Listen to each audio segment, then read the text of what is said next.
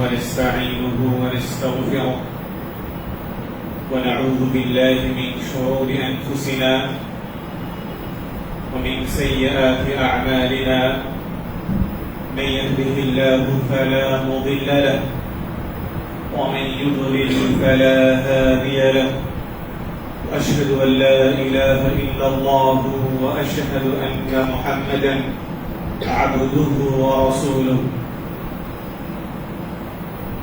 أرسله بالحق بشيرا ونذيرا وداعيا إلى الله بإذنه وسراجا منيرا فقد قال الله تعالى في القرآن المجيد أعوذ بالله من الشيطان الرجيم يا أيها الذين آمنوا اتقوا الله حق تقاته ولا تموتن إلا وأنتم مسلمون يا أيها الناس اتقوا ربكم الذي خلقكم من نفس واحدة وخلق منها زوجها وبث منهما رجالا كثيرا ونساء واتقوا الله الذي تساءلون به والأرحام إن الله كان عليكم رقيبا يا أيها الذين آمنوا اتقوا الله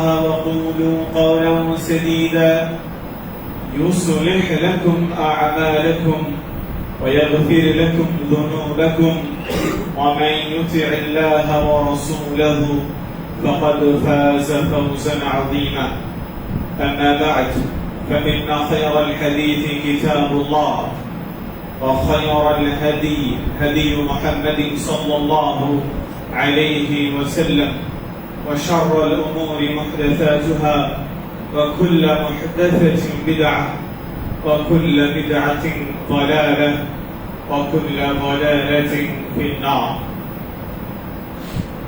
الحمد لله জুমার খুতবার শুরুতেই সেই রবের শুকরিয়া আদায় করছি যে রব আমাদের তার মৌসুমী নিয়ামত থেকে আমাদের বঞ্চিত করেননি। বর্ষাকালে আল্লাহ সুবহানাহু ওয়া তাআলা আমাদের বৃষ্টি দিয়ে শিক্ষিত করেছেন। গ্রীষ্মকালে আল্লাহ সুবহানাহু ওয়া তাআলা আমাদের বাহারি ফল দিয়ে আমাদের আহরণের ব্যবস্থাপনা করেছেন। আমরা এত বেশি পাপে ডুবে আছি, আল্লাহ সুবহানাহু ওয়া তাআলা চাইলেই তার নিয়ামত রাজিকে আমাদের জন্য বন্ধ করে দিতে পারেন, কিন্তু আল্লাহ সুবহানাহু ওয়া তাআলা তা না করে যে সময় যে নিয়ামত আমাদের প্রাপ্তির কথা আল্লাহ সুবহানাহু ওয়া তাআলা আমাদের তা দিচ্ছেন, সে আল্লাহর সংক্ষিপ্ত আকারে শুকরিয়া আদায় করি আলহামদুলিল্লাহ। এবং গত কিছুদিনের অতিবৃষ্টিতে পার্বত্য চট্টগ্রাম সহ যে অঞ্চলের মানুষরা ক্ষতিগ্রস্ত হয়েছে, আমরা আল্লাহর কাছে দোয়া করি আল্লাহ সুবহানাহু ওয়া তাআলা তাদের ক্ষতিকে পুষিয়ে পুনর্বাসনের ব্যবস্থাপনা করে দিন। সকলেই বলেন আমিন। লক্ষাধিক দুরূদ এবং তাসলিমাত অবতীর্ণ হোক সর্বশেষ সর্বশ্রেষ্ঠ রাসূল মুহাম্মদ সাল্লাল্লাহু আলাইহি ওয়াসাল্লামের প্রতি। সংক্ষিপ্ত আকারে বলি সাল্লাল্লাহু আলাইহি ওয়াসাল্লাম। সম্মানিত উপস্থিতি, আজকের জুমার খুতবার আলোচনার বিষয়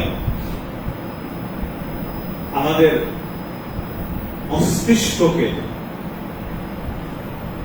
পুনরায় চিন্তার স্থানে বসিয়ে অন্তরের পঙ্কিলতাকে পরিশুদ্ধ করা। যে বিষয় নিয়ে আমি আপনাদের সামনে আলোচনা করব সে বিষয়টি হচ্ছে লৌকিকতা মুক্ত ইবাদতের স্বাদ এবং গুরুত্ব। আজকের আলোচনা আমি যা আলোচনা করব, আলোচনাগুলো আপনারা আগে আপনাদের মাথায় মেধায় সেটাকে ধারণ করবেন, এরপরে সে আলোকে অন্তরকে পরিশুদ্ধ করবেন। আপনাদের জানা কিছু হাদিসকে আমি আপনাদের আজকে চিন্তার খোরাকে পরিণত করবো ইনশাআল্লাহ। প্রথমতই আমরা বোঝার চেষ্টা করি লৌকিকতা কি জিনিস। আরবিতে লৌকিকতা বোঝানোর জন্য দুইটা পরিভাষা ব্যবহৃত হয়েছে। এক রিয়া, দুই সুমা, এই দুইটা শব্দের উৎপত্তি নেওয়া হয়েছে হাদিস থেকে। কয়টা শব্দ বললাম? দুইটা। একটা হচ্ছে রিয়া আর একটা হচ্ছে সুমা। রিয়া হচ্ছে আপনি মানুষকে দেখিয়ে দেখিয়ে মানুষের সামনে যে ভালো কাজ ইবাদত করছেন, এটার নাম হচ্ছে রিয়া, দেখানো মানুষকে। সুমা কি? আপনি কোনো ভালো কাজ করছেন, যেই ভালো কাজ মানুষকে শোনাবেন, তাই মানুষকে শোনানোর স্বার্থে যে ভালো কাজ করছেন তার নাম হচ্ছে সুমা। মানুষ আপনাকে ওই ভালো কাজ করতে এই মুহূর্তে দেখতে পাচ্ছে না, কিন্তু আপনি চাচ্ছেন আমার এই ভালো কাজের খবরটা মানুষের কাছে পৌঁছে যাক, এই জন্য আপনি ভালো কাজ করছেন। অথবা আপনি একটা ভালো কাজ করেছেন আল্লাহর জন্য, করার পরে এবার আপনি মানুষের কাছে প্রচার করে বেড়াচ্ছেন, জানো আমি মসজিদে 2 লাখ টাকা দান করেছি, জানো আমি মাদ্রাসায় 50,000 টাকা দান করেছি, ওই অমুক গ্রামের আব্দুল জাব্বার চলতে পারে না, ওর বাপ ক্যান্সারে আক্রান্ত, আমার কাছে এসে একেবারে কারুবারু লাগিয়ে দিয়েছে, তখন আমি পকেট থেকে বের করে 50,000 টাকা দিয়ে দিয়েছি। এই যে আপনি আপনার এই দানের গল্প শুনিয়ে দিলেন, এর নাম হচ্ছে সুমা। তাহলে রিয়া আর সুমা এই দুইটা জিনিস আপনার ইবাদতের সবচেয়ে বড় শত্রু।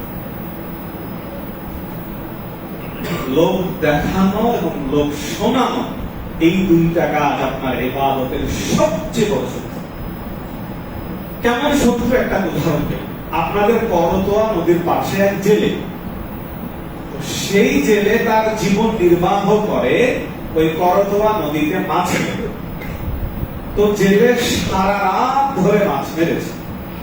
তো মাছ মেরে মাছটা মারার পরে যেই পাত্রে রেখেছে, আপনাদের ওই ভাষায় সেটা খলাই বা যাই বলুন না কেন, যেই পাত্রে রেখেছে পাত্রের নিচটা হচ্ছে ফুটা। এবার বলেন জেলে সারা রাত যা মাছ মেরে ওই পাত্রে রেখেছে, সকালবেলা ফলাফল কি? ফলাফল শূন্য। তাহলে আপনি তাহাজ্জুদ পড়েন, আপনি 5 ওয়াক্ত সালাত পড়েন, আপনি রামণীর মানুষ, আপনি সিয়াম পালন করেন, সব নফল সিয়াম পালন করেন, সব নফল ইবাদত করেন, কিন্তু আপনার ইবাদতের সাথে যদি এই দুইটা জিনিস থাকে, সেটা কি? রিয়া আর সুমা, তাহলে আপনার এই ইবাদত করাই হবে, পরিশ্রম করাই হবে, দিন শেষে ফলাফল শূন্য। আপনার ইবাদতকে বাতিল করে দেয়, বিনষ্ট করে দেয় যে জিনিসের নাম, তার নাম হচ্ছে রিয়া এবং সুমা। হাদিসের বর্ণনাকারী আবু সাঈদ খুদরি রাদিয়াল্লাহু আনহু তিনি বলছেন, খরাজা আলাইনা রাসূলুল্লাহ সাল্লাল্লাহু আলাইহি ওয়াসাল্লাম, একদিন আল্লাহর রাসূল আমাদের কাছে আসলেন, ওয়া নাহনু নাতাযাকারু আল-মাসীহ আদ-দাজ্জাল, আমরা সাহাবীরা পরস্পরে দাজ্জালের ব্যাপারে নিয়ে আলোচনা করছিলাম। দাজ্জাল কত ভয়ঙ্কর হবে, দাজ্জালের ফিতনা কত শক্তিশালী হবে, এই বিষয়গুলো নিয়ে আমরা আলোচনা করছিলাম। তো আল্লাহর রাসূল সাল্লাল্লাহু আলাইহি ওয়াসাল্লাম এসে শুনলেন আমাদের আলোচনা। শোনার পর আল্লাহর রাসূল বলছেন, আলা উখবিরুকুম, আমি কি তোমাদের বলবো না, বিমা হুয়া আখওয়াফু আলাইকুম, এই দাজ্জালের চাইতেও বেশি ভয়ঙ্কর জিনিস কি? রাসূল সাল্লাল্লাহু আলাইহি ওয়াসাল্লাম বলছেন, আমার কাছে এই দাজ্জালের চাইতেও বেশি ভয়ঙ্কর বিষয় কি, আমি তোমাদের বলবো না? তখন সাহাবারা বলছেন, তাহলে বলেন আল্লাহর রাসূল, কি দাজ্জালের চাইতেও বেশি ভয়ঙ্কর? আল্লাহর রাসূল সাল্লাল্লাহু আলাইহি ওয়াসাল্লাম বলছেন, আশ-শিরকুল খাফি, মানুষ গোপনে যে শিরক করবে, এই গোপনে শিরক করা দাজ্জালের চাইতেও আমার কাছে বেশি ভয়ঙ্কর। সাহাবাদের বোঝার সাথে আরো বলছেন, কিভাবে গোপনে শিরক করবে? আইয়াকুমার রাজুলু ইউসাল্লি, একজন ব্যক্তি সালাত আদায় করতে দাঁড়াবে, এরপরে ফায়ুযাইয়িনু সালাতাহু, সে তার সালাতকে খুব সুন্দর করে আদায় করবে, একেবারে কিয়াম, রুকু, সিজদা যা আছে সব সুন্দর করে আদায় করবে। আল্লাহর রাসূল বলেন, কেন আদায় করবে? যাতে করে তার সালাত মানুষের দৃষ্টি আকর্ষণ করে। এই হচ্ছে গোপন শিরক। আল্লাহর রাসূল কেন দাজ্জালের থেকে বেশি ভয়ঙ্কর করেন? দাজ্জাল তো প্রকাশ্যে মানুষকে পথভ্রষ্ট করবে, মানুষকে ঈমান থেকে বের করে দিবে, আর এই যে গোপন শিরক, এইটা মানুষ বুঝতেই পারবে না মানুষ ঈমান হারাবে। এই জন্য রাসূল সাল্লাল্লাহু আলাইহি ওয়াসাল্লাম বলেছেন যে ইন্না আখাফা মা আখাফু আলাইকুম আশ-শিরকাল আসগার, আমি আমার উম্মতের উপর সবচেয়ে যে জিনিসের বেশি ভয় করি সেটা হচ্ছে এই সূক্ষ্ম গোপন শিরক। তখন আল্লাহ রাসূল সাল্লাল্লাহু আলাইহি ওয়াসাল্লামকে জিজ্ঞাসা করলেন সাহাবারা, রাসূল এই গোপন শিরক আবার কি জিনিস? তখন আল্লাহ রাসূল সাল্লাল্লাহু আলাইহি ওয়াসাল্লাম বললেন, আর রিয়া, এই যে লোক দেখানো আমল, মানুষকে দেখানোর জন্য যে আমল, এটা হচ্ছে গোপন শিরক, আর এটা তোমাদের উপর সবচেয়ে বেশি ভয় করি। ভয়ঙ্কর কথা হচ্ছে আল্লাহ রাসূল এই হাদিসের শেষে গিয়ে বলছেন, কিয়ামতের দিন যখন আল্লাহ সুবহানাহু ওয়া তাআলা মানুষের বিচার ফয়সালা করে দিবেন, এই বিচার ফয়সালা করার পর আল্লাহ সুবহানাহু ওয়া তাআলা বলবেন, ইযহাবু ইলাল্লাযীনা কুনতুম তুরাউনা ফিদ দুনিয়া, যারা এই লোক দেখানো আমল করেছে আল্লাহ তাদেরকে বলছেন, যাও দুনিয়াতে যাদেরকে দেখানোর জন্য আমল করেছিলে, যাদেরকে দেখিয়ে দেখিয়ে আমল করেছে তাদের কাছে যাও, তারা তোমার কাছে কোনো প্রতিদান দিতে পারে না। কারণ আমার কাছে তোমার এই ইবাদতের কোনো প্রতিদান নেই। যার জন্য তুমি ইবাদত করেছিলে তার কাছে যাও, গিয়ে দেখো এবার কোনো প্রতিদান পাবে না।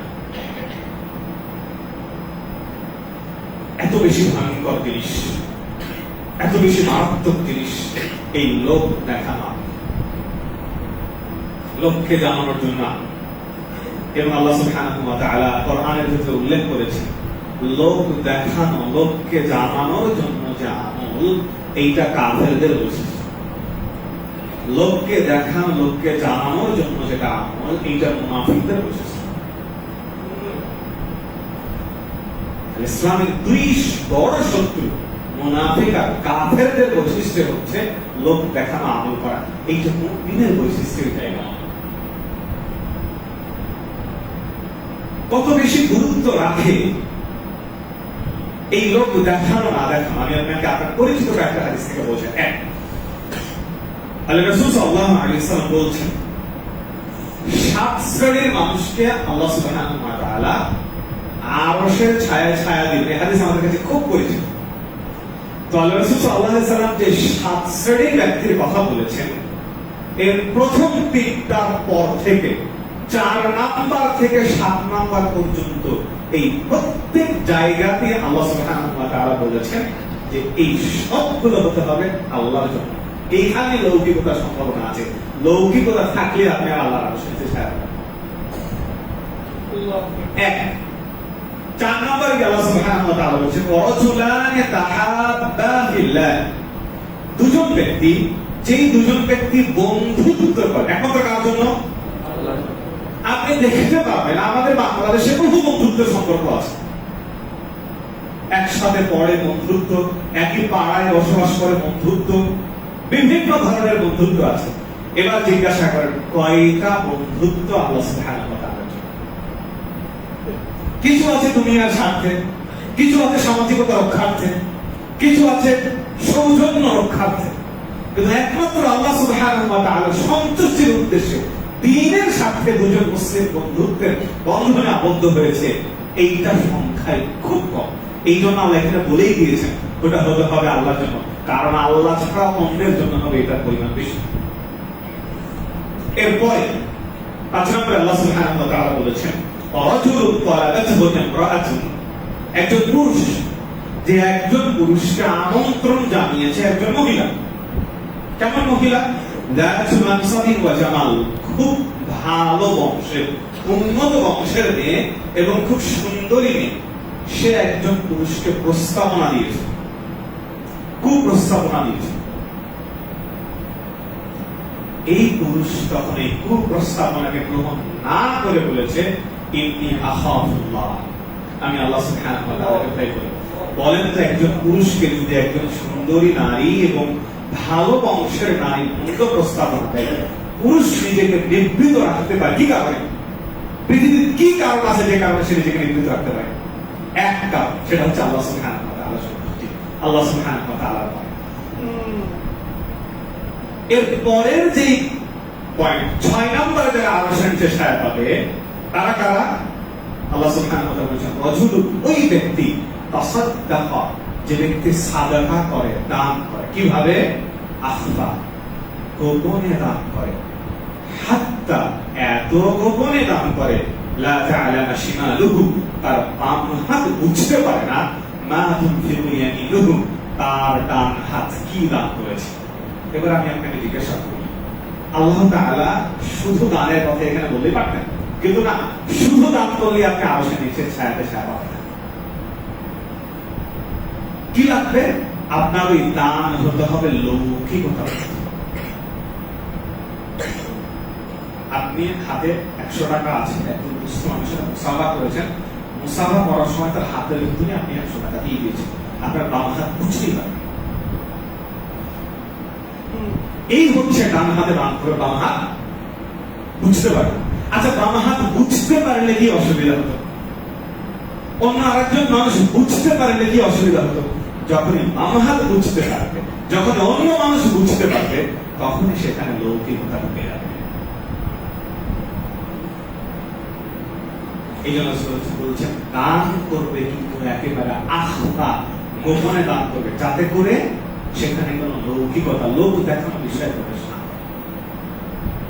সর্বশেষ 7 নম্বরে আরশের নিচে ছায়া পাওয়ার কথা যারা বলেছেন, তারাকে অরাজুল, ওই ব্যক্তি যাকারাল্লাহ খালিয়ান, যে আল্লাহকে স্মরণ করে, আল্লাহকে ডাকে, আল্লাহর জিকির করে। কিভাবে? খালিয়ান, একা একা। ভালো করে বুঝছেন, আল্লাহ বললেন সে আরশের নিচে ছায়া পাবে যে আল্লাহকে ডাকে, আল্লাহকে স্মরণ করে, আল্লাহর জিকির করে, খালিয়ান, একা একা। কেন একা একা? কারণ একজন মানুষ যখন একা আল্লাহকে ডাকবে, তখন সেখানে লৌকিকতা থাকবে। আর যখনই ভরা মজলিসে যখন সে আল্লাহর জিকির আজকার করবে, তখন মনে হয় ওই লোক মানে আপনি দেখছি, গ্রামের মরণ মতন করেন আপনি দেখছি, তাহলে আমার ব্যাপারে ভালো ধারণা সৃষ্টি হবে। এই জন্য আল্লাহ এখানে সত্য করে দিয়েছেন, এমন সত্য দিয়েছেন যে সত্যের লৌকিকতার কোন সম্ভাবনা। আমি আপনাকে দেখাচ্ছি যে এই লৌকিকতা কত গুরুত্বপূর্ণ আপনার এই ইবাদতের ক্ষেত্রে। এই জন্য আরশের নিচে আল্লাহ 7 শ্রেণীর মানুষদেরকে ছায়া দেবে, তার 4 শ্রেণীর মানুষদের ক্ষেত্রে আল্লাহ এমন শর্ত জুড়ে দিয়েছে, যে শর্ত হচ্ছে লৌকিকতা মুক্ত শর্ত। কারণ এই 4 কাজে লৌকিকতার অবস্থা থাকে। এই জন্য আবু হুরায়রা রাদিয়াল্লাহু আনহু থেকে বর্ণিত, আল্লাহ রাসূল সাল্লাল্লাহু আলাইহি ওয়াসাল্লাম বলেছেন, আস-সাওমু লি ওয়া আনা আজজি বিহি, সিয়াম আমার জন্য, আর সিয়ামের প্রতিদান আমি একমাত্র আল্লাহ সুবহানাহু ওয়া তাআলা। তাহলে দেখেন, এত ইবাদতের মধ্য থেকে আল্লাহ সুবহানাহু ওয়া তাআলা সিয়ামকে কেন আলাদা করে বললেন যে সিয়াম আমার জন্য এবং সিয়ামের প্রতিদান আমি আল্লাহ একমাত্র দেব? কেন করলেন? কারণ অন্য সকল ইবাদতের লৌকিকতার সম্ভাবনা আছে, সিয়ামে লৌকিকতার কোনো সম্ভাবনা নেই। একটা ফ্ল্যাট, যে ফ্ল্যাটে স্বামী এবং স্ত্রী থাকে, কেউ থাকে না, তো রমাদান মাসে দিনের বেলা চাইলেই স্বামী স্ত্রী একসাথে মিলন করতে পারে? করে না। কেন করে না? কেন করে না? একমাত্র আল্লাহ সুবহানাহু ওয়া তাআলা। রমাদান মাসে দিনের বেলা একটা ফ্ল্যাটে একটা পরিবার থাকে, তারা চাইলেই রান্না করে খেতে পারে, কেউ দেখার নাই, কেউ দেখবে না, খায় না। কেন খায় না? একমাত্র আল্লাহ সুবহানাহু ওয়া তাআলা। এই জন্য সিয়ামের ক্ষেত্রে আল্লাহ সুবহানাহু ওয়া তাআলা বলে দিয়েছেন যে সিয়াম আমার জন্য, যেহেতু এখানে লৌকিকতার কোনো সম্ভাবনা নাই, সুতরাং যে ব্যক্তি সিয়াম পালন করে সে শুধু আমার জন্যই করে, কাজী তার প্রতিদান আমি আল্লাহ সুবহানাহু ওয়া তাআলা। আপনারা 3 জন ব্যক্তির ঘটনা, 3 জন ব্যক্তির যে লম্বা হাদিস, এই হাদিস সবাই জানে। আল্লাহ রাসূল সাল্লাল্লাহু আলাইহি ওয়াসাল্লাম বলছেন, একদিন 3 জন ব্যক্তি বের হয়েছে, বের হয়ে রাতের বেলা তারা একটা পাহাড়ের গুহায় আশ্রয় গ্রহণ করেছে। রাতের বেলা যখন পাহাড়ের গুহায়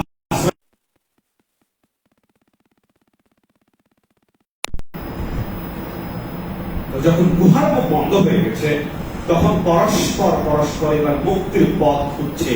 মুক্তির পথ খোঁজার সময় এবার একজন আরেকজনকে বলছে, তুমি তোমার সবচেয়ে ভালো আমলের কথা আল্লাহকে বলো, তাহলে আল্লাহ হয়তো তার মাধ্যমে আমাদের মুক্তি দিতে পারে। হাদিস লম্বা, আমি সারাংশ বলে আমাদের এখানে যেটা সংক্ষিপ্ত সেটা আপনাকে বোঝানোর চেষ্টা করব। প্রথম ব্যক্তি বলছে, আল্লাহ আমার বাবা মা ছিল, আমার সন্তান সন্ততির স্ত্রীও ছিল। আমি সারাদিন বাইরে গবাদি পশু চড়াতাম, সন্ধ্যাবেলায় গবাদি পশু নিয়ে বাড়িতে আসতাম, এসে গবাদি পশুর দুধ দহন করে প্রতিদিন আগে আমি আমার বাবা মাকে দুধ পান করাতাম, এরপরে আমার বাচ্চা কাচ্চা সন্তান সন্ততি যারা আছে তাদেরকে পান করাতাম। একদিন এক বিশেষ কারণে সে দূরে চলে গেছে, এই দূরে চলে যাওয়ার কারণে বাড়িতে ফিরতে দেরি হয়ে গেছে। যখন বাড়িতে ফিরতে দেরি হয়ে গেছে, বাড়িতে ফিরে দেখছে তার বাবা মা ঘুমিয়ে গেছে। এভাবে ব্যক্তি দুধ দহন করেছে। দুধ দহন করে বাবা মার শিওরের পাশে গিয়ে দাঁড়িয়ে থেকেছে। সারা রাত বাবা মার ঘুম ভাঙেনি, বাবা মার শিওরের পাশে দাঁড়িয়ে থেকেছে, আর বাচ্চা কাচ্চা দুধ খাওয়ার জন্য কান্নাকাটি করেছে, অথচ বাচ্চা কাচ্চাকে সে দুধ দেয়নি। সকালবেলা বাবা মা ঘুম থেকে উঠে আগে বাবা মা দুধ পান করেছে, তারপরে দ্বিতীয় কোনো হিসা। এই কথা সে আল্লাহর সামনে উপস্থাপন করে বলছে, আল্লাহ এই কাজ শুধু আমি তোমার জন্য করেছি, দুনিয়ার কোন মানুষকে সন্তুষ্ট করার জন্য নয়, দুনিয়ার কোন মানুষকে দেখার জন্য নয়। কারণ চাইলে সেটা বাচ্চা কাচ্চা খেয়ে দিতে পারত, কিন্তু একমাত্র আল্লাহ সুবহানাহু ওয়া তাআলা সন্তুষ্টির জন্য সে কাজ করেছে। বা আল্লাহকে বলছে, আল্লাহ আমি এই কাজ শুধু তোমার জন্য করেছি, আর কারোর জন্য করি না। কাজেই তুমি আমাদেরকে বিপদ থেকে রক্ষা করো। আল্লাহ সুবহানাহু ওয়া তাআলা একটু সরিয়ে দিয়েছেন পাথর, তো যতটুকু পাথর সরিয়ে দিয়েছেন ততটুকুটা এই ব্যক্তিদের বের হওয়া সম্ভব। এবার দ্বিতীয় ব্যক্তি বলছে, আল্লাহ আমি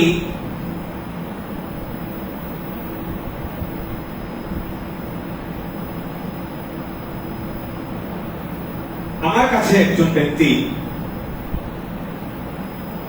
পারিশ্রমিক নিয়েছে, আমি দিন মজুর রেখেছিলাম কিছু ব্যক্তি, তো দিন মজুর রাখার পরে সারাদিন পরিশ্রম করার পরে একজন ব্যক্তি ছাড়া বাকি যে দিন মজুররা ছিল, সেই দিন মজুররা তাদের পারিশ্রমিক দিয়ে চলে গেছে। একজন ব্যক্তি আমার কাছ থেকে কোনো দিন মজুরি গ্রহণ করেন, তার যে দিন মজুরি ছিল এই দিন মজুরিটাকে আমি বাড়াতে থাকি, বিভিন্ন মাধ্যমে ব্যবহার করে বাড়াতে থাকি। এই বাড়াতে গবাদি পশুটা একটা বড় পাল হয়েছে। দীর্ঘদিন পরে ওই শ্রমিক এসেছে, শ্রমিক আসার পরে ব্যক্তিকে বলছে যে আমি তোমার বাড়িতে ওই যে দিন মজুরি করেছিলাম, ওই দিন মজুরির পারিশ্রমিক তুমি আমাকে দেন। তখন এই ব্যক্তি বলছে, এই যে না, এই সব গবাদি পশু দাস দাসী যা আছে সব। তখন শ্রমিক বলছে, তুমি কি আমার সাথে মশকরা করছো, ঠাট্টা করছো, বিদ্রুপ করছো? বলছে, না, আমি তোমার সাথে মশকরা, ঠাট্টা, বিদ্রুপ কিছুই করছি না, বরং তোমার যে পারিশ্রমিক ছিল ওই পারিশ্রমিকটাকে আমি বাড়িয়েছি, প্রবৃদ্ধি করিয়েছি, কাজে লাগিয়েছি। এই কাজে লাগার ফলে গবাদি পশুর একটা পাল হয়ে গেছে। এই কথা যখন বলেছে তখন শ্রমিক যা ছিল সব নিয়ে চলে গেছে, কিছুই তার জন্য রেখে দেয়। তখন এই ব্যক্তি বলছে, আল্লাহ আমি যে এই যে কাজটা করেছিলাম এই কাজটা আমি একমাত্র তোমার সন্তুষ্টির জন্যই করেছিলাম, কারণ আমি এতদিন ধরে পরিশ্রম করে সামান্য অর্থকে বাড়াতে এত বড় করে দিয়েছি, তো সেই দেশেটা নিয়ে চলে গেল, আমার বিন্দু পরিমাণ আমি কোনো আক্ষেপ সেখানে রাখি, তো রাখেনি কেন? একমাত্র তোমার সন্তুষ্টির জন্য। কারণ আমি যদি দুনিয়ার কোন স্বার্থে সেই কাজ করতাম তাহলে আমি কি বলতাম? তাকে বলতাম, তুমি এতটুকু নিয়ে যাও, এতটুকু আমাকে দিয়ে যাও, তুমি শুধু তোমার পারিশ্রমিকটুকু নিয়ে যাও, এতটুকু আমার, শুধু তোমার সন্তুষ্টির জন্য। এই ছিল তৃতীয় ব্যক্তি। দ্বিতীয় নাম্বার যে ব্যক্তি ছিল, এই ব্যক্তির কথা আল্লাহ সুবহানাহু ওয়া তাআলা 7 শ্রেণীর ব্যক্তিদের ভিতরে উল্লেখ করে দিয়েছেন। যারা রাসূল আমার চাচাতো বোন ছিল, তো সেই চাচাতো বোন খুব সুন্দরী, আমি আমার চাচাতো বোনের প্রতি খুব আকৃষ্ট ছিলাম। তো আমি আমার চাচাতো বোনকে কুপ্রস্তাব দিলাম, আমার চাচাতো বোন আমার কুপ্রস্তাবে রাজি হয়। এই কিছুদিন পরে একেবারে দুর্ভিক্ষ দেখা দেয় জনগণের ভিতরে। জনগণের ভিতরে যখন দুর্ভিক্ষ দেখা দেয় তখন আমার চাচাতো বোন আমার কাছে সাহায্যের জন্য আসে। তো আমার চাচাতো বোনকে আমি 120 দিরহাম দিই এই শর্তে যে ওই যে প্রস্তাবনা আমি তোমাকে দিয়েছিলাম ওই প্রস্তাবে রাজি হতে হবে। তো আমার চাচাতো বোন শর্তে রাজি হয়ে সে দিরহাম নিয়ে যায়। পরবর্তীতে আমি যখন আমার চাচাতো বোনের সাথে একটু প্রস্তাব মিলিত হতে যাব তখন আমার চাচাতো বোন আমাকে বলে যে আল্লাহকে ভয় করো। আল্লাহ ওই মুহূর্তে আমি শুধু তোমাকে ভয় করে এই মতো কাজ থেকে নিজেকে বিরত রেখেছি। পাথর একটু সরে গেল। তিনজন ব্যক্তি তিনটা ইবাদতের কথা বলেছিলেন, তিনটা ভালো কাজের কথা আল্লাহর সামনে উপস্থাপন করেছিলেন। তিনটা দিয়ে যে বিষয়টা যুক্ত করেছিলেন সেটা হচ্ছে এই কাজ আল্লাহ আমি শুধু তোমার জন্য করেছি, পৃথিবীতে আর কারো জন্য করিনি। আর বাস্তবিক পক্ষে ওই কাজগুলো শুধু আল্লাহর জন্য ছিল। আল্লাহ সুবহানাহু ওয়া তাআলা একটু করে পাথর সরাতে সরাতে সরাতে সরাতে পুরো পাথরটাকে সরিয়ে দিলেন।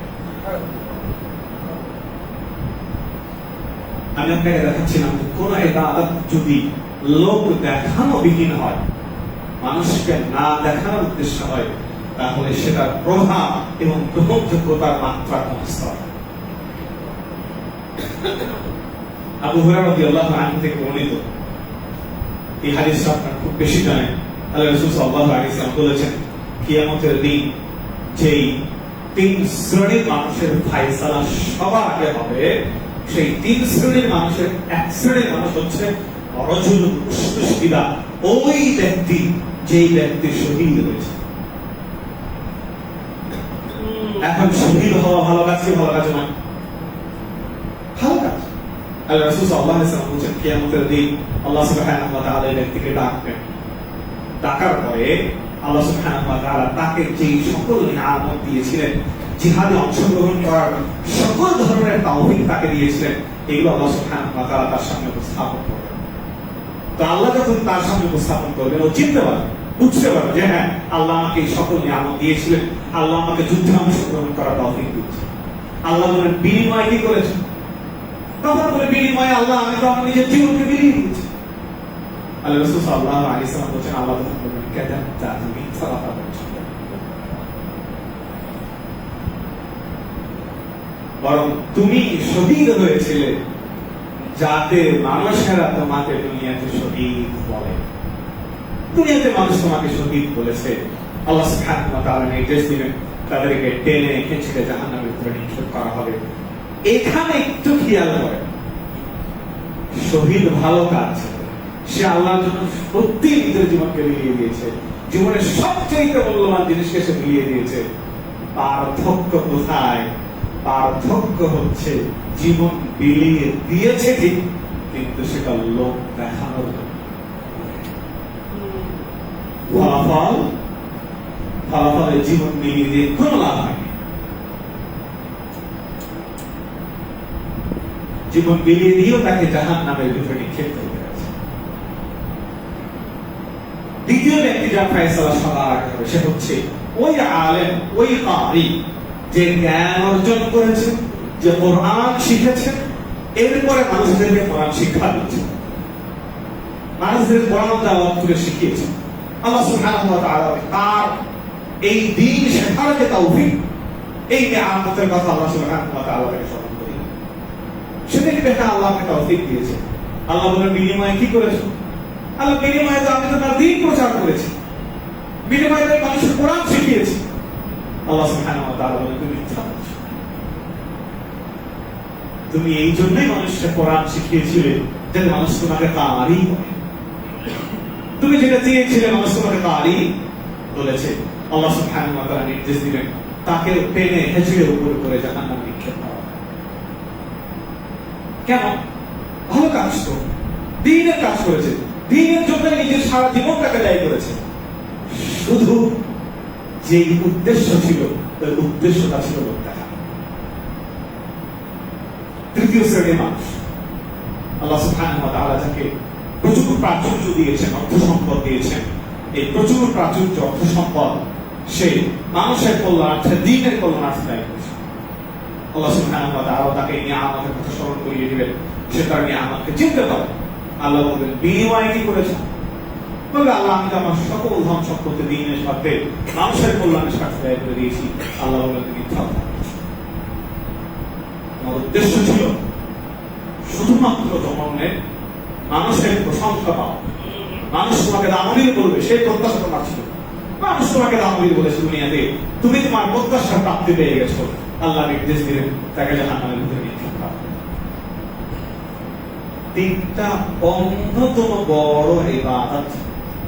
বহু হাদিসে একজন ব্যক্তি যে শহীদ হবে তার অসংখ্য মর্যাদার কথা বলা হয়েছে। যে ব্যক্তি দিন শেখায়, দিন শিখে, তার মর্যাদা সবচেয়ে বেশি বহু হাদিসে আছে। যে ব্যক্তি সাদকা করে সে যেন আল্লাহর কাছে জান্নাত কিনে নিয়েছে, বহু হাদিসে আছে। কিন্তু শুধুমাত্র ওই যে লোক দেখানো রিয়া এবং সুমআ, ওই দুইটা বিষয় ইবাদতের মাঝখানে প্রবেশ করার কারণে তার সকল ইবাদত হাবাআন মানথুরা হয়ে গেল, একেবারে বাতিল হয়ে গেল, কোনো কাজে আসবে না তার ইবাদত। আল্লাহ সুবহানাহু।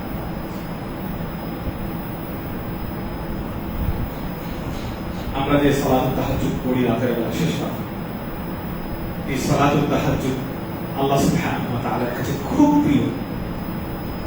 কেন খুব প্রিয়? অন্য এত সালাত আছে, এত নফল সালাত আছে, অথচ ওই সালাত আল্লাহ সুবহানাহু ওয়া তাআলার কাছে এত বেশি প্রিয় কেন? কারণ সালাতুত তাহাজ্জুদ মানুষকে দেখিয়ে আদায় করা যায়। যারা সালাতুত তাহাজ্জুদ সবাই আল্লাহর ইবাদতে থাকবে, যারা লোক দেখানোর জন্য ইবাদত করে তারাও থাকবে, যারা আল্লাহর জন্য করছে তারাও থাকবে। ওই সময় যারা ইবাদত করে তারা লোক দেখানোর উদ্দেশ্যে ইবাদত। বলেন তো পৃথিবীতে এত এত আমল থাকতে আল্লাহ সুবহানাহু ওয়া তাআলা জিহাদকে এত বেশি মর্যাদায় কেন দিতে বলেছেন? আল্লাহ রাসূল সাল্লাল্লাহু আলাইহি ওয়াসাল্লাম বলছেন, ইন্না ফিল জান্নাতি মিআতা দারাজা, জান্নাতের ভিতরে 100টা স্তর আছে। কাদের জন্য? আ'আদাহুল্লাহু লিল মুজাহিদিন, এই 100টা স্তরকে আল্লাহ মুজাহিদদের জন্য প্রস্তুত করে রেখেছেন। এই মর্যাদার কারণে আল্লাহ রাসূল সাল্লাল্লাহু আলাইহি ওয়াসাল্লাম বলেছেন, মা বাইনা দারাজাতাইন কামা বাইনা সামাই ওয়াল আরদ, আসমান এবং জমিনের দূরত্ব যতখানি এর এক একটা স্তরের দূরত্ব ততখানি। এবার চিন্তা করেন 100 স্তর যদি হয় তাহলে মুজাহিদের জন্য কত বড় জান্নাত হবে, কত বড় স্তর হবে। বলেন তো আল্লাহ সুবহানাহু ওয়া তাআলা এই মুজাহিদ যে শুধুমাত্র আল্লাহ রাস্তায় জিহাদ করে তার মর্যাদা কেন বেশি করেছেন? কারণ প্রত্যেকেই নিজেকে জিজ্ঞাসা করেন, আপনার কাছে পৃথিবীতে সবচেয়ে মূল্যবান সম্পদ কি? প্রত্যেক মানুষের কাছে সবচেয়ে মূল্যবান সম্পদ হচ্ছে মানুষের জীবন। এর চেয়ে মূল্যবান সম্পদ আর কিছু না। একজন ব্যক্তি যখন শুধুমাত্র আল্লাহর জন্য জিহাদ করে তখন তার পৃথিবীর সবচেয়ে মূল্যবান সম্পদকে আল্লাহর জন্য দিয়ে দেয়। একজন ব্যক্তি তার সবচেয়ে মূল্যবান জিনিসকে আল্লাহর জন্য বিলিয়ে দিয়েছে, তো তার মর্যাদা তো কি সবচেয়ে বেশি। কিন্তু ব্যাপার আছে এখানে, সেটা হচ্ছে এইখানে লৌকিকতা থাকা যাবে।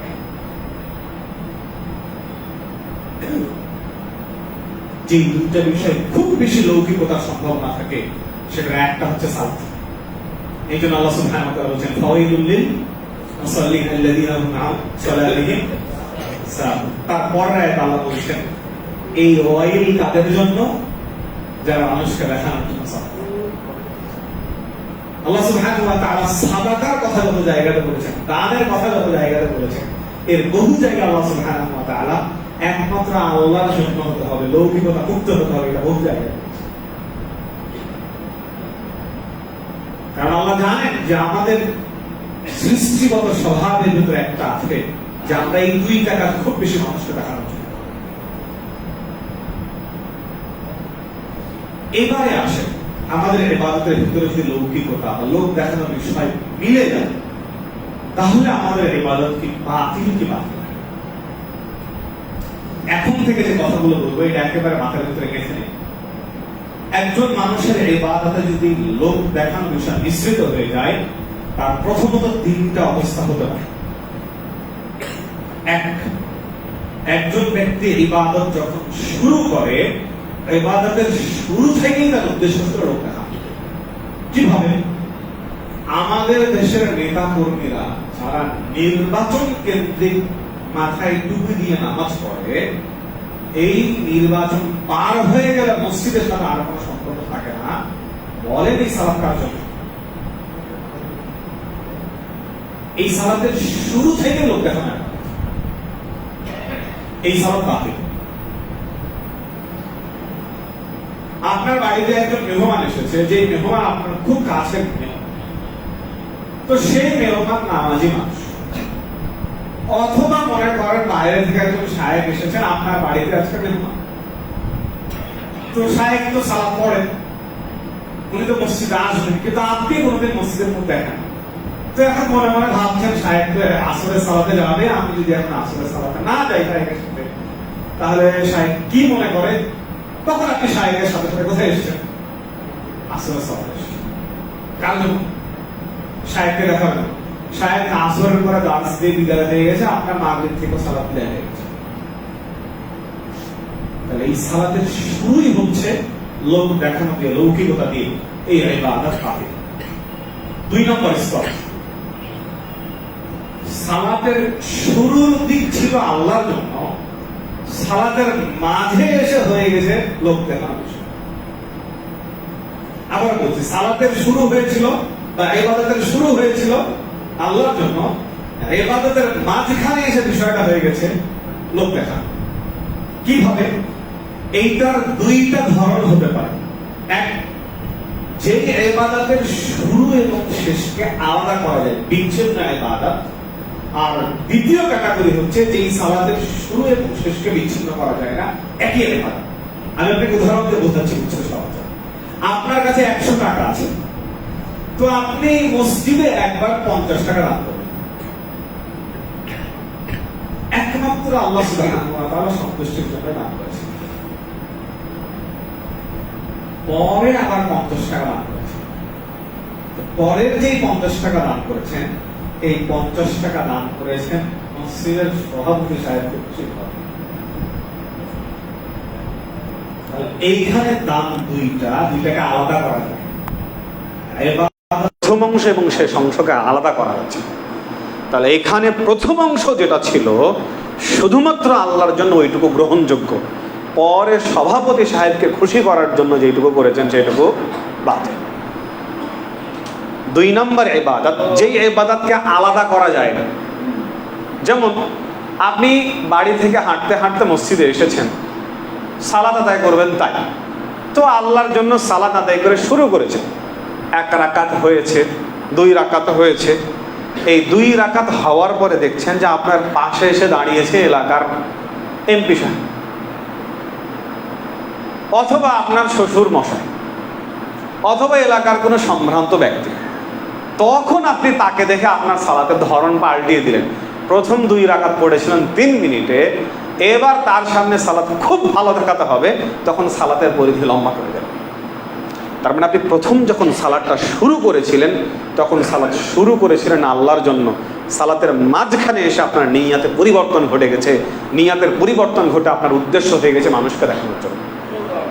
তাহলে এই ইবাদতের প্রথম অংশ বাতিল, শেষ অংশ বাতিল, কোনো কাজে আসবে না। 3 নম্বর ক্যাটাগরি, আপনি যে কোনো ইবাদত করেছেন, যে কোনো ইবাদত করার পরে, ইবাদত শেষ হয়ে যাওয়ার পরে আপনি যে ইবাদত করেছেন, এই ইবাদতের কারণে আপনার অন্তরে প্রফুল্লতা, খুশি অনুভব হচ্ছে, বা আপনার ইবাদতের ব্যাপারে কেউ জানতে পেরেছে, আপনি নিজের থেকে জানান নাই, তো তখন আপনার অন্তরে খুশি এবং প্রফুল্লতা অনুভব হয়েছে। তো এই খুশি প্রফুল্লতা অনুভব হওয়াটা আপনার ইবাদতে কোনো প্রভাব ফেলবে না, এইটা রিয়া বা লোক দেখানোর অন্তর্ভুক্ত হবে না। যেমন ধরেন আপনি মসজিদ 10,000 টাকা দান করেছেন, তো আপনি বাড়িতে যাওয়ার পরে শুনলেন যে আপনার বাপ শুনেছে যে আপনি মসজিদে 10,000 টাকা দান করেছেন। তো এটা শোনার পর আপনার ভালো লেগেছে, বা আপনার শ্বশুর মশাই শুনতে পেয়েছে যে আপনি 10,000 টাকা দান করেছেন। এইটা শোনার পরে আপনার অন্তরে প্রফুল্লতা অনুভব হয়েছে, এইটা লোক দেখানোর অন্তর্ভুক্ত নয়। কারণ আপনি যখন এই ইবাদতটা শুরু করেন, শেষ পর্যন্ত আপনি পুরোটাই আল্লাহ সুবহানাহু ওয়া তাআলার জন্য আদায় করতে পেরেছেন। বরং আপনি ইবাদত করার পরে সেই ইবাদতের কারণে অন্তরে ভালো অনুভব হওয়া মুমিনের আলামত। আপনি ইবাদত করার পরে আপনার অন্তরে প্রফুল্লতা অনুভব হওয়া মুমিনের আলামত। আপনি যে কোনো গুনাহ পাপ থেকে বেঁচে থাকার পরে ওই যে পাপ থেকে বেঁচে থাকলেন, এই জন্য অন্তরে যে আপনার খুশি অনুভব হবে, এইটা মুমিনের আলামত।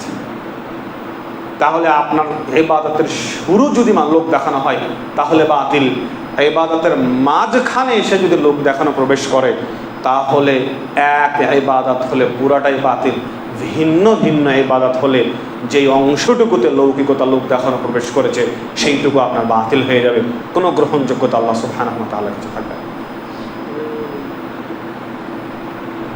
সময় যেহেতু শেষের দিকে, সর্বশেষ যে বিষয়টা আলোচনা করব সেটা হচ্ছে একজন ব্যক্তির অন্তরে যতদিন পর্যন্ত লোক দেখানো বিষয়ে কাজ করবে ততদিন পর্যন্ত সে কোনো ইবাদতের স্বাদ অনুভব করতে পারবে না।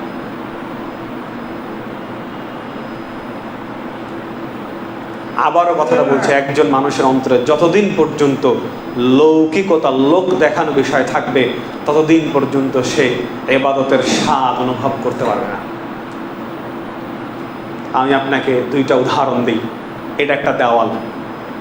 এই দেওয়ালে আমরা যদি কোনো দড়ি টানাই তাহলে কি করব? এই দেওয়ালে একটা পেরেক লাগাবো, এরপরে সেই পেরেকে আমরা দড়ি টানাবো। তো আমরা দেয়ালে যে পেরেকটা লাগাবো, এই পেরেকটা যদি খুব ছোট হয় আর দড়িটা যদি খুব বড় হয়, কি ঘটবে? ভেঙে যাবে, ছিঁড়ে যাবে। আর আমি দেয়ালে যে পেরেকটা ঢুকাবো, পেরেকটা যদি বড় হয় এবং তাতে যদি আমি দড়ি বাঁধি তাহলে কি দাঁড়াবে? তাহলে শক্ত হয়ে ধরে থাকবে। মানুষের অন্তরে যে ঈমান আছে, ঈমানের তিনটা স্তর। এক স্তর অন্তরে, দ্বিতীয় স্তর মুখে, তৃতীয় স্তর কার্যাবলীতে। মানুষের অন্তরে যে ঈমান আছে, এই ঈমানটা হচ্ছে দেয়ালের ভিতরের পেরেকের মতো। আপনার দেয়ালের ভিতরের পেরেক যত শক্তিশালী হবে, বাইরে তত শক্ত লোড নিতে পারবে। আর পেরেক যদি খুব ছোট হয় তাহলে বাইরে আপনার কোনো আমলের লোড সে নিতে পারবে না। এই জন্য আল্লাহ সুবহানাহু ওয়া তাআলা ঈমানকে তুলনা করেছেন কাশাজারাতিন তাইয়্যিবাতিন। গাছ প্রধানত দুই ধরনের হয়। এক ধরনের গাছ হচ্ছে যা গাছের শিকড় নিচে শক্ত হয়ে থাকে, এরপরে গাছের কাণ্ড থাকে, এরপরে গাছের ডালপালা থাকে। আর এক ধরনের গাছ হচ্ছে যে গাছের নিজের কাণ্ড থাকে না এবং মাটির নিচে তার শিকড়ও শক্তিশালী নয়, সে অন্য গাছে পেঁচিয়ে পেঁচিয়ে থাকে। তো আল্লাহ সুবহানাহু ওয়া তাআলা ঈমানকে তুলনা দিয়েছেন যেই গাছের নিচে শিকড় আছে, কাণ্ড আছে এবং নিজে শক্তিশালী হয়ে দাঁড়িয়ে আছে। তো আল্লাহ ঈমানকে তুলনা করেছেন এই রকম গাছের সাথে। কিভাবে? এই গাছটা টিকে থাকে, শক্তিশালী হয়ে টিকে থাকে, তার শিকড় মাটির নিচে যত শক্তিশালী এবং গভীর। তো আল্লাহ এই গাছের সাথে তুলনা করার কারণ হচ্ছে মানুষের ঈমানের বাহ্যিক হচ্ছে মাটির উপরে গাছ যেমন থাকে, এমন ঈমানের বাহ্যিক প্রকাশ আছে। বাহ্যিকের ভিতর মানে শিকড় যেমন ওই বাহ্যিকটাকে শক্ত করে ধরে রাখে, মানুষের কলবের ভিতরে যে ঈমান আছে, ওই ঈমান যত শক্ত তার বাইরের বিষয়গুলো ঠিক তত শক্ত হয়ে ধরে থাকবে। এখন আপনার ভিতরের শিকড়কে দুর্বল করে দেয় যে জিনিস, তার নাম হচ্ছে রিয়া। আপনার ভিতরের শিকড়কে যে দুর্বল করে দিবে তার নাম হচ্ছে সুমআ। আর আপনার ভিতরের শিকড় যখন দুর্বল হয়ে যাবে তখন উপরের গাছ আর সে লোড নিতে পারবে না।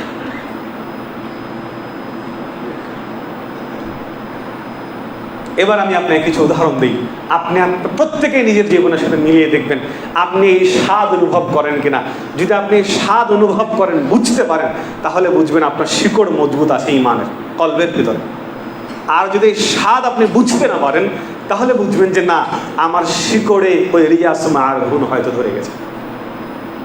এক, আল্লাহ রাসূল সাল্লাল্লাহু আলাইহি ওয়াসাল্লাম বলছেন যে মান তাওয়াদ্দা, যে ব্যক্তি উযু করে, ফাআহসানাল উযুআ, খুব সুন্দর করে উযু করে, যেভাবে উযু করতে হয়, খারাজাত খাতায়াহু মিন জাসাদিহি, তো যখন একজন ব্যক্তি উজু করে তখন তার দেহ থেকে তার পাপ রাশিগুলো বের হয়ে যায়, হাত্তা তাখরুজু মিন তাহতা আযফারিহি, এমনকি নখের নিচেও যদি কোনো পাপ থাকে সেই পাপটা বের হয়ে যায়।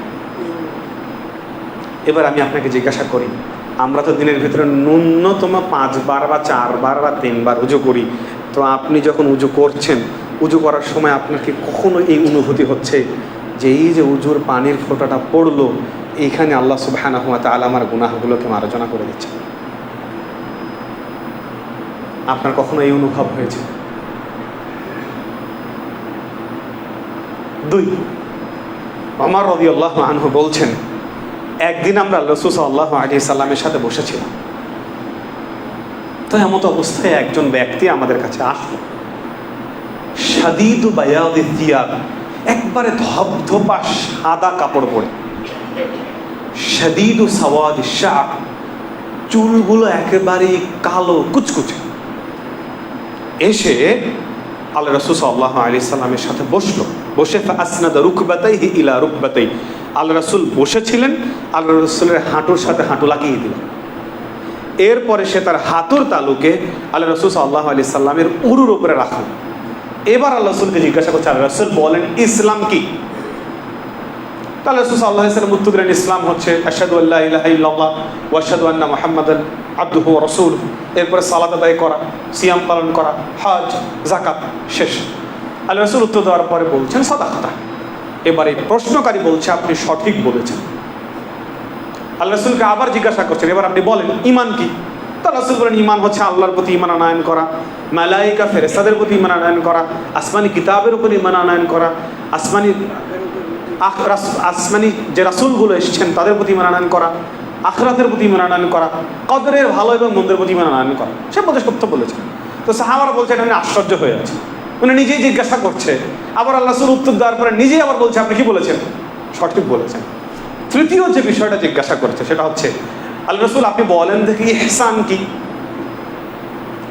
আল্লাহ রাসূল সাল্লাল্লাহু আলাইহি সাল্লাম তখন বলছেন ইহসান হচ্ছে আনতা আবুদাল্লাহ, তুমি আল্লাহর ইবাদত করবে কাআন্নাকা তারাহু, যেন তুমি আল্লাহকে দেখছো।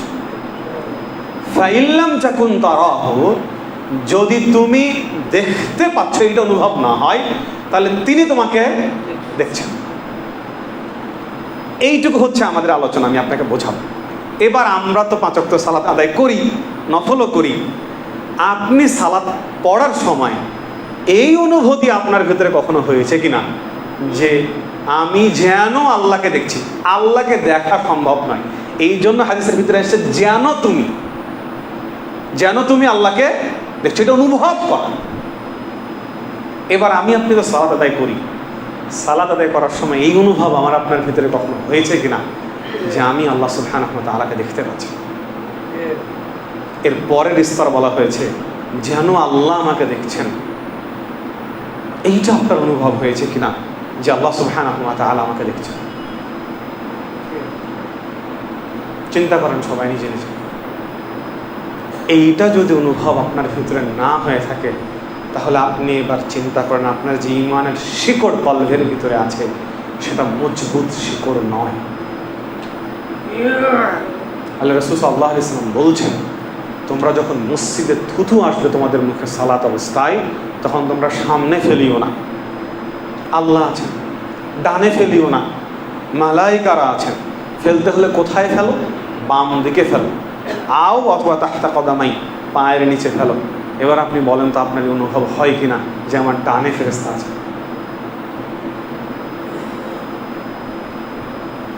আল্লাহ সুবহানাহু ওয়া তাআলা বলছেন সিয়াম পালনকারীদের জন্য 2টা খুশি। 1, ও যখন ইফতার করবে। 2, ও যখন তার রবের সাথে সাক্ষাৎ করবে। তো আপনি সারাদিন সিয়াম রাখার পরে যখন আপনি ইফতার করছেন, আপনার কি এই অনুভব হয়, এই অনুভূতি হয় যে আল্লাহ রাসূল 2টা খুশির কথা বলেছেন? 1, আমি ইফতার করলাম। 2, আমি যার জন্য সিয়াম পালন করছি তার সাক্ষাতে আমি মুখিয়ে আছি। এইটা যদি আপনার কলব অন্তর অনুভব না করে, তাহলে আপনি ইবাদতের স্বাদ আস্বাদন করতে পারছেন না। আপনি তো সূরা ফাতিহা পাঠ করেন, তো সূরা ফাতিহা আপনি যখন পাঠ করেন তখন আল্লাহ কিন্তু আপনার সাথে কথা বলেন। আপনি প্রত্যেক আয়াত পড়ছেন, আল্লাহ সেই প্রত্যেক আয়াতের রিপ্লাই দিচ্ছে। আপনি প্রত্যেক আয়াত বলছেন, আল্লাহ প্রত্যেক আয়াতের রিপ্লাই দিচ্ছে। তো সূরা ফাতিহাতে আপনি প্রত্যেক রাকাতে পড়ছেন, আপনার এই অনুভূতি কি কখনো হয়েছে যে আল্লাহ তো আমার সাথে এখন কথা বলছে? কেন হয়নি? কারণ যেই মনোযোগ, যেই ঈমানের সাথে সালাত আদায় করতে হবে, ওই মনোযোগ আপনার ভিতরে আসছে না, কারণ ওই পরিমাণ ঈমানের জায়গাটা আপনার ভিতরে।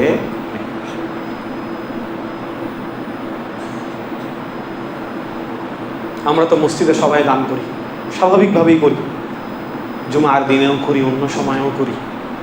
তো আমরা যখন মসজিদে দান করছি, এই দান করার সময় আমাদের এই অনুভূতির জায়গা কখনো হয়েছে কিনা যে আমি এটা কাউকে দেখতে দেবো না, আমি দানটা করেছি কাউকেই দেখতে দেবো না, একমাত্র আল্লাহ সুবহানাহু ওয়া তাআলা জানবে আর আমি জানবো, আর কারো মাঝেই ব্যাপারটা থাকবে না, এবং আল্লাহ সুবহানাহু ওয়া তাআলা এর বিনিময়ে আমাকে উত্তম প্রতিদান দেবে। এই জন্য আল্লাহ সুবহানাহু ওয়া তাআলা যত জায়গাতে সাদাকার দানের কথা বলেছেন, সব জায়গাতে গোপন কথাটা উল্লেখ করেছেন। কারণ বেশিরভাগ দান যেগুলো প্রকাশ্যে হয়, এই দানগুলোর ভিতরে মানুষ তার লৌকিকতা মুক্ত রাখতে পারে না। এবার আমি আপনাকে 2-3টা উদাহরণ দিয়ে আলোচনা শেষ করব যে এই লৌকিকতা মুক্ত, রিয়া মুক্ত এবং শিকড় শক্তিশালী হওয়ার বেশ কিছু নমুনা। আপনারা তাবুক যুদ্ধের বিবরণ জানেন। তাহলে রাসূল সাল্লাল্লাহু আলাইহি সাল্লাম যখন তাবুক যুদ্ধের জন্য সাহাবাদেরকে আমন্ত্রণ করলেন যে আসো, তখন ওমর রাদিয়াল্লাহু আনহু ভাবলেন যে এবার হয়তো আমি বিজয়ী হয়ে যাব। তো ওমর রাদিয়াল্লাহু আনহু তার অর্ধেক সম্পত্তি নিয়ে এসেছেন, এসে আল্লাহ রাসূল সাল্লাল্লাহু আলাইহি সাল্লামকে দিয়েছেন। তো দেওয়ার পরে দেখছেন যে আবু বকর তার সব সম্পত্তি আল্লাহ রাসূল সাল্লাল্লাহু আলাইহি সাল্লামকে দিয়ে দিয়েছেন। এবার আপনি বলেন যে ঈমানের জায়গা কোন স্তরে থাকলে, লোক দেখানো বিষয় কোন স্তরে না থাকলে একজন মানুষ তার সব কিছু উজাড় করে ফেলে দিতে পারে? আমাদের সমাজে এখন কয়জন মানুষ আছে যেই মানুষ এখন এই দুঃসাহসিকতা করবে যে আমি আমার সব সম্পত্তি আল্লাহর জন্য দিয়ে দিলাম? ওমর রাদিয়াল্লাহু আনহু খায়বার বিজয়ের পরে তার জীবনের সবচেয়ে শ্রেষ্ঠ সম্পত্তি পেয়েছিলেন খায়বারের সম্পত্তি থেকে। তো যখন তার জীবনের সবচেয়ে শ্রেষ্ঠ জমি পেয়েছেন, এসে আল্লাহ রাসূলকে বলছেন, আল্লাহ রাসূল আমি আমার জীবনের সবচেয়ে শ্রেষ্ঠ সম্পত্তি পেয়েছি, এখন আপনি আমাকে বলেন এই সম্পত্তি আমি কি করব? আল্লাহ রাসূল সাল্লাল্লাহু আলাইহি ওয়াসাল্লাম তখন আমাকে বলেন, ওমর তুমি এই সম্পত্তির মূল মালিকানা তোমার কাছে রাখো, আর সম্পত্তি থেকে যা আসবে এইটা তুমি দ্বীনের স্বার্থে, জনগণের স্বার্থে বিলিয়ে দাও। ওমর রাদিয়াল্লাহু আনহু মূল মালিকানাকে অক্ষ করে দিলেন। মূল মালিকানা অক্ষ করে দিয়ে বললেন যে মালিকানা কোনোদিন কারো হবে না, আর এখান থেকে যেই সম্পত্তি আসবে সব সম্পত্তি ইসলাম এবং দুস্থদের জন্য ব্যয় হয়ে যাবে। আল্লাহ সুবহানাহু ওয়া তাআলা যখন আয়াত নাযিল করে দিলেন, লান তানালুল বিররা হাত্তা তুনফিকু, তোমরা ততক্ষণ পর্যন্ত কল্যাণ লাভ করতে পারবে না যতক্ষণ পর্যন্ত তোমরা তোমাদের একদম প্রিয় সম্পত্তিকে আল্লাহর জন্য রান্না করো। এই আয়াত নাজিল হওয়ার সাথে সাথে আবু তালহা আল্লাহ রাসূলের কাছে চলে এসেছেন। আল্লাহ রাসূলের কাছে এসে বলছেন, আল্লাহ রাসূল এই যে আপনার মসজিদে নববীর সামনে বাইরুহা আমার একটা বাগান আছে, খেজুরের বাগান আছে। আর আবু তালহা ছিল বাগানওয়ালাদের ভিতরে সবচাইতে ধনী মদিনা। তো আমার সবচাইতে ভালো বাগান আল্লাহ রাসূল বাইরুহা। তো আল্লাহ রাসূল সাল্লাল্লাহু আলাইহি সাল্লাম মাঝে মাঝে ওই বাইরুহা বাগানে যেতেন। বাইরুহা বাগানের ভিতরে যে পানিটা পাওয়া যেত, সেই পানিটা খুব সুপ্রিয় সুমিষ্ট পানি ছিল। তো আল্লাহ রাসূল সাল্লাল্লাহু আলাইহি সাল্লাম বললেন, তুমি যে প্রস্তাবনা দিয়েছো এটা উত্তম প্রস্তাবনা। আবু তালহা এক কাজ কর, তুমি তোমার এই বাগানটা তোমার আত্মীয় স্বজনদের মধ্যে যারা দুস্থ গরিব আছে তুমি তাদেরকে মিলিয়ে দাও। আল্লাহ রাসূল সাল্লাল্লাহু আলাইহি সাল্লামের পরামর্শ অনুযায়ী এবার আবু তালহা তার সম্পত্তিকে সব দুস্থ গরিবদের মাঝে বিলিয়ে দেয়। আবু দাহদাহ রাদিয়াল্লাহু আনহু আল্লাহ রাসূলকে এসে বলছেন, আল্লাহ রাসূল এই যে আমরা একটা খেজুরের বাগান, এই খেজুরের বাগানের ভিতরে একটা গাছ আছে, যেই গাছের মালিক অন্যজন। তো আল্লাহ রাসূল আপনি ওকে একটু বলেন ও একটা খেজুরের গাছ আমাকে বিক্রি করে দেবে, তাহলে পুরো বাগানটা আমার হয়ে যাবে, আমি বাগানটাকে প্রাচীর দিয়ে নিই, ঘেরাও করে নিব। তাহলে রাসূল সাল্লাল্লাহু আলাইহি ওয়াসাল্লাম তখন এই ব্যক্তিকে বললেন যে তুমি তোমার এই খেজুরের গাছটা বিক্রি করে দাও, আল্লাহ তোমাকে এর বিনিময়ে জান্নাত দিবে, আল্লাহ তোমাকে এর বিনিময়ে জান্নাতে খেজুরের গাছ দিবে। তো ওই ব্যক্তি রাজি হয় না। কিছুক্ষণ পরে আবু দাহদাহ এসে আল্লাহ রাসূল কিছুক্ষণ পরে আবু দাহদাহ ওই ব্যক্তিকে এসে বলছে যে আমার যে পুরা বাগানটা আছে, এই পুরা বাগানটা আমি তোমাকে দিয়ে দিলাম, বিনিময়ে তোমার এই একটা যে খেজুরের গাছ আছে ওটা তুমি আমাকে দিয়ে দাও। মানে বিক্রির ধরনটা কি হয়ে গেল?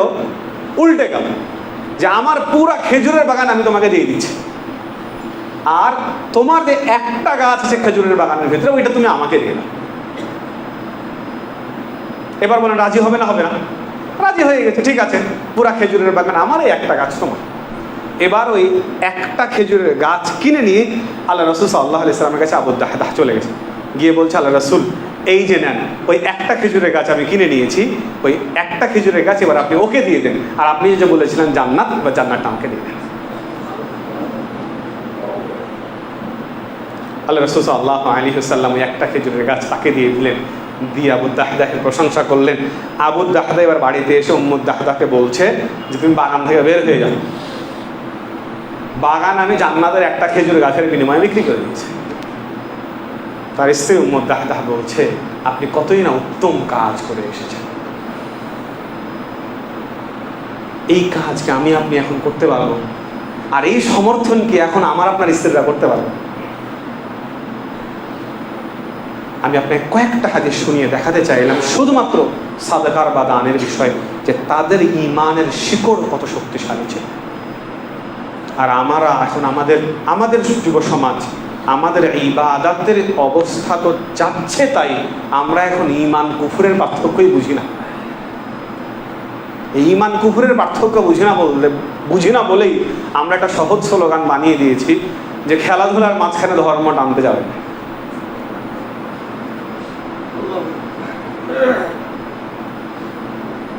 বিধর্মীদের জন্য, বিধর্মী খেলোয়াড়ের জন্য আমরা পাগল হয়ে গেছি।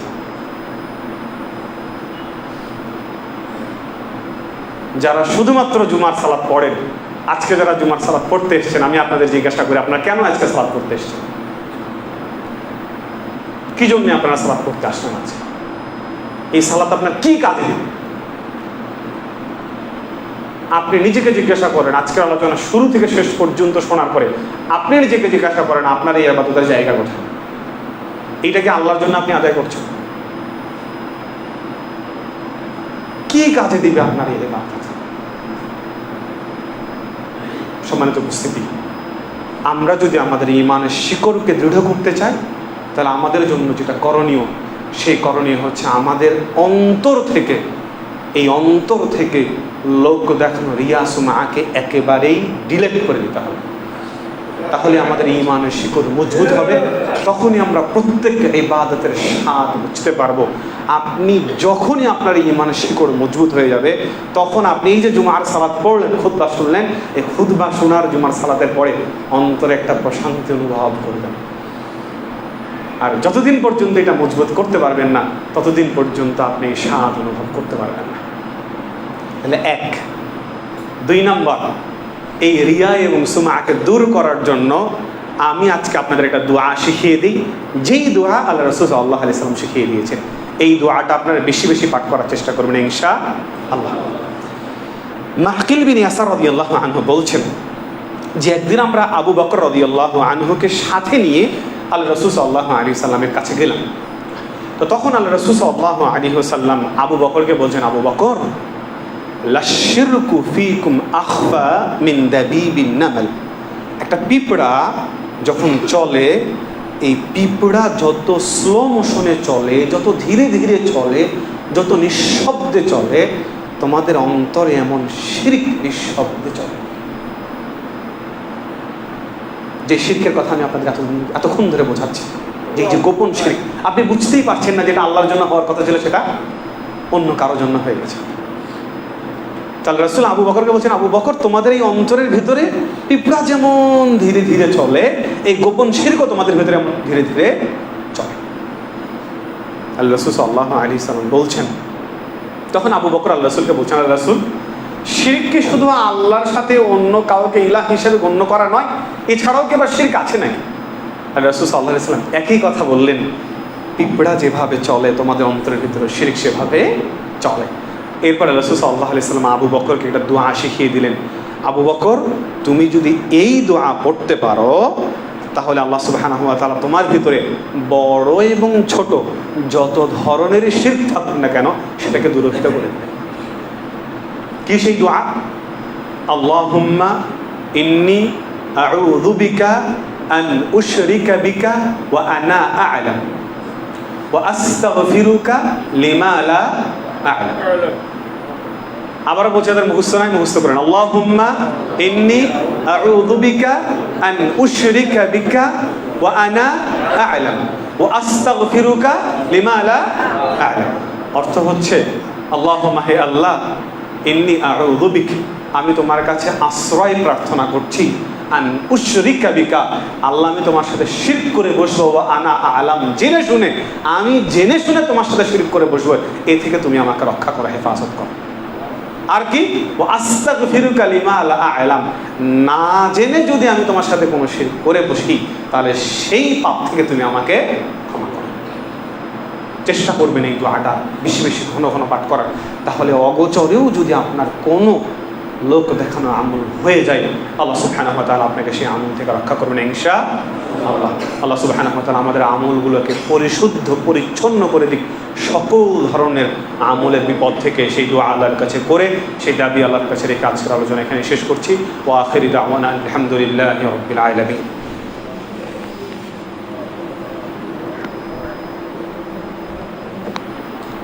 إن الحمد لله نحمده ونستعينه ونستغفره ونعوذ بالله من شرور